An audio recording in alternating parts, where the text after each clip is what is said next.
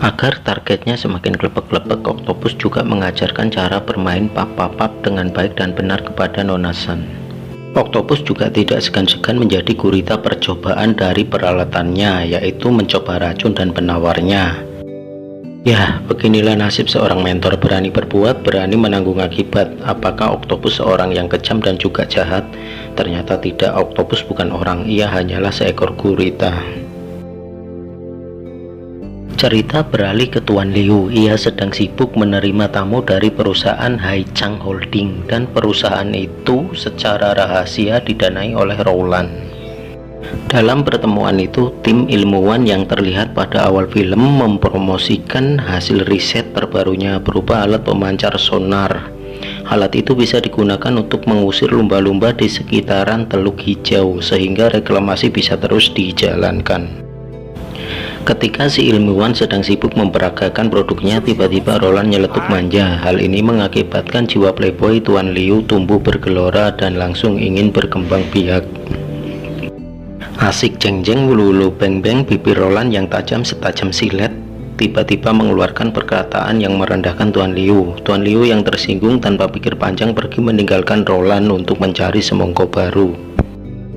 Buat kalian yang belum tahu apa itu semongko, sekedar informasi, semongko atau nama latinnya Citrullus lanatus adalah tanaman merambat yang berasal dari daerah setengah gurun Afrika. Tanaman yang buahnya berbentuk bulat merapat ini bisa dipanen untuk dimakan segar atau dibikin jus. Nona San dan kawanannya yang sedari tadi memendam hasrat panggilan telepon dari Tuan Liu akhirnya terjawab sudah hasratnya. Hasrat untuk dekat dan merapat. Agar penyambutan Tuan Liu terasa meriah, maka dipersiapkanlah peralatan berupa panah, rantai gada, dan gergaji.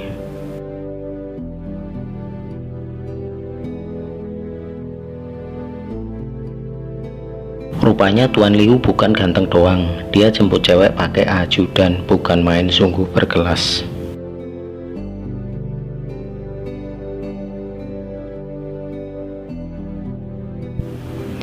Tiba di apartemen Tuan Liu, Nona San harus menjalani serangkaian penggeledahan. Hal ini diakibatkan karena Nona San pernah bikin onar pada acara Tuan Liu sebelumnya.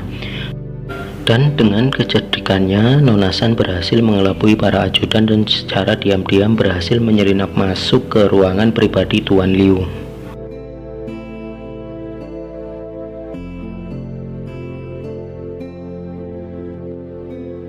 Melihat target dan ada kesempatan, Nona San langsung menggunakan alat-alatnya yang berbisa untuk melukai Tuan Liu. Namun karena Tuan Liu punya hoki yang bagus, berkali-kali senjata itu berbalik mengenai Nona San.